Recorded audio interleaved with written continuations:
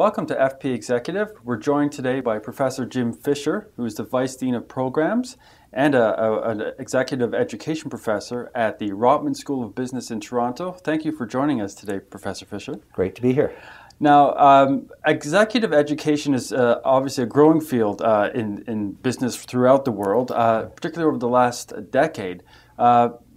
The trends that you've seen in the classroom and executive development over the past few years, what stands out most? Well, I think the biggest thing that's happened, I've been at the school now for about 10 years, and about 10 years ago, the normal thing in executive education, when you want to do something for somebody, was you sent them to a course. You sent a person to a course, you sent them to a 3-week this or a 6-week that, or if they were really lucky, you sent them to an executive MBA. Okay. The trend today is to say that's not actually the way to do it. What we need to do is we have to train a whole group of people, and we have to train them in a certain way of thinking, certain way of doing, so that everybody. So we take the same amount of dollars and we spread them over the whole group of people. When you say a group of people, do you mean, for example, like a team, for example, would come out of a company and do some executive education? We could do a team. I mean, we think actually the more effective way is you would take a unit. Now, in some cases, the whole company. Okay. Let's say we work with one of the banks. We work with almost all the major teaching hospitals in Southern Ontario. Okay. And what they believe is the whole management team has to hear the same message. They have to have the same ideas, so that they can go back and talk to each other about it and be able to speak in the same language. And that's really where the power comes from. And in that, I just want to follow along that line of thinking. My guess is that would provide consistency in direction and focus. Is that essentially what you're trying to do in those programs? Yeah, what we're trying to do is get away from what a lot of people have known, which is that if you send somebody off to a course, it's fabulous for them. They learn a lot. They come back in on Monday morning. They're so fired up, they can hardly wait. By Wednesday, they're back to their old routine because there's nothing reinforcing.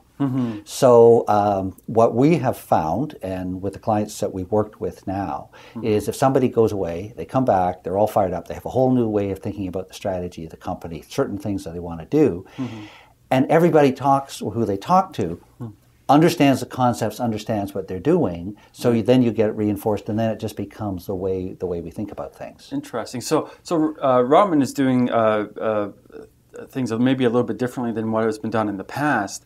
Is there a way that you measure the effectiveness of this approach? You know, measurements are tough. I mean, we measure. And what we certainly, I mean, we measure every single event that we do, every class that we do. People get evaluated like crazy. And we do ask them a question, is this something that you can use following up? And we do some follow-up later on to say, you know, are you still using the concepts? So we get it from that point of view. At the moment, I would say really our real follow-up is really has been the word of mouth, the anecdotal stuff. So, I see. So people who we've worked with, we've now worked with some people for several years. They think it's completely changed their organization. Really? Okay. We worked with one of the major insurance companies. The CEO says it's the best thing he ever did at the company in terms of how he changed the dialogue over, and we've been working with them for 5 years. I'd love to do, much more significant outcome stuff. Did we actually improve their planning? Did we improve their leadership? Did we improve their ability to deal with difficult issues? Those are all there. The other one I can tell you we have done where there actually was much more specific and measurable. It was where a company came and they had a specific initiative they wanted to achieve. I see, okay. This particular, I'm thinking of two, but I'll just give you one. What they wanted to do was they wanted to improve customer service. Okay. That's it. They had a customer service department, and they said, no, we have to make the whole thing customer service. Okay. So their people went through essentially a week-long program, talked about strategy and service organizations, talked about, the importance of customer service and how it fit. And then we gave them a bunch of tools of change management, tools of project management, tools of dealing with difficult, contentious issues among groups. And then they would go, and then their job was to find out where in our company are there things hidden away and accounts payable or accounts receivable, or and the way we assign people to things that are actually attacking customer service. Okay. Identify those, have a project, and fix them. Interesting. Okay. So that was one where we actually got absolutely measurable outputs, because what we would do is we would bring that class back, whatever that group of 40 people were, they came back 3 months later, and everybody reported on how well they'd done with their project. And the company was able to actually measure over time the improvement in customer service, which was significant. Well, that's really good. That's those kind of education programs, I think, are really important, because you see the results. The company comes back, shows you the results, and people recognize, what, this works. Yes, it does. Yeah. Now, let's talk about what works. I mean, executive education is a very popular. These are popular programs, for example, in Japan, in Scandinavia, in the U.S., and a lot of companies invest in these programs more than Canadian companies do. Yep. Some of the numbers I've seen were about 21st in the world when it comes to investing in our leadership. Right. And why is that, do you think? You've had a lot of experience with business leaders in Canada. Why are we a little bit reluctant, do you think, to invest in these programs? I think it's a little bit about the structure of the economy, actually. Okay. So generally speaking, we're still a fairly resource-intensive economy. People in the resource business really believe in their heart of hearts that if you have a good ore body and the price of the ore is high, you'll make money. If you have a lousy ore body and the price is low, you won't. Right. And why bother wasting money in training people? So that's sort of an extreme example, but just think of forestry and mining and oil and gas and a whole bunch of industries. Engineering type industries. Engineers sort of don't believe in this sort of thing. They really believe, just get the engineering right. So I think that what you look at is those companies. I mean, look at Japan as an example. Japan doesn't have resources.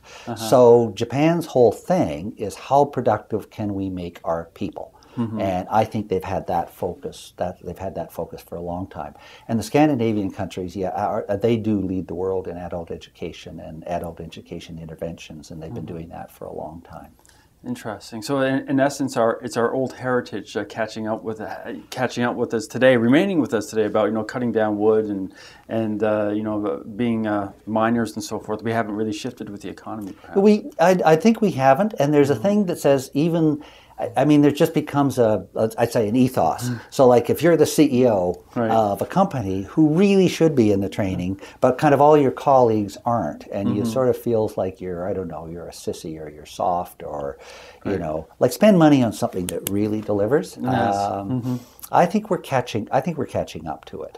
Interesting. Well, I know that various people I've talked to on Bay Street highly recommend your classes too. Oh my God! Yes. And I know that you are famous in certain quarters of Bay Street for bringing Shakespeare into the classroom. Yes. And the people that I spoke to about your teaching methods were quite surprised by this, but found it extremely effective. Could you elaborate on how you bring Shakespeare into talking about business leadership? Sure, yeah.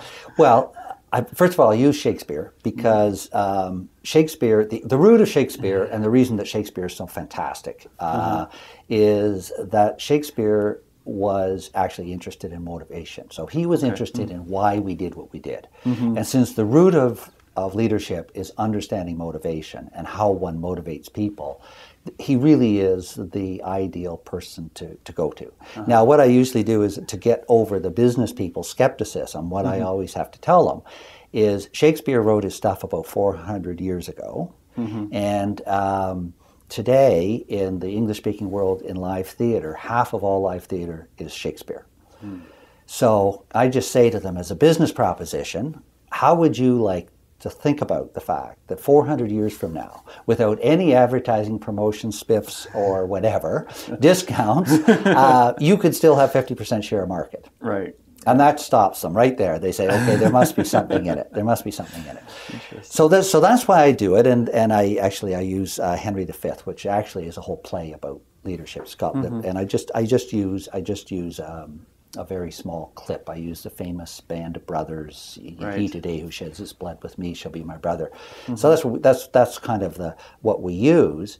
And it turns out because Shakespeare was so brilliant. I can't find a widely accepted theory of leadership that is not embedded in that 350-word speech. Interesting. If you understand this, if you actually, what I actually have to do is two things.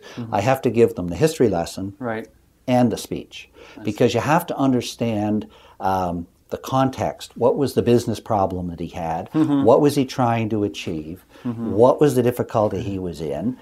What was his plan for getting out, which he had? He was in a real bad spot, and he had developed a strategy to get out, but he needed to get people on side when no one would believe his strategy would work. So how did he do that? And the fact that he didn't just tell people, he's the king, he had the power of life and death over people, and yet he recognized that he actually had to do something to inspire them and motivate them. Right. And there's a wonderful thing. And it turns out that even in the chronicles of the time, when they describe the battle, at the beginning of the battle, the chronicles say the king himself gave a speech which roused his troops to action. So we know in the context of what really happened, there was a King Henry V, he was in a real pickle, he had a battle plan, and he himself gave a speech which roused his troops to action. So now you can take Shakespeare, and you can say, what would the master of motivation say about how you would, what could you say? And then how would you know how to say it? And so if you look at the way the whole play is constructed, Shakespeare understood really all the great theories of leadership. He had them figured out 400 years ago. I think this is fantastic that you're bringing Shakespeare into the classroom and making it relevant today. I think sometimes business people forget about English literature and history as being sources of great inspiration for business today. Professor Fisher, thank you so much for joining us. It was a pleasure talking to you. Not at all. My pleasure.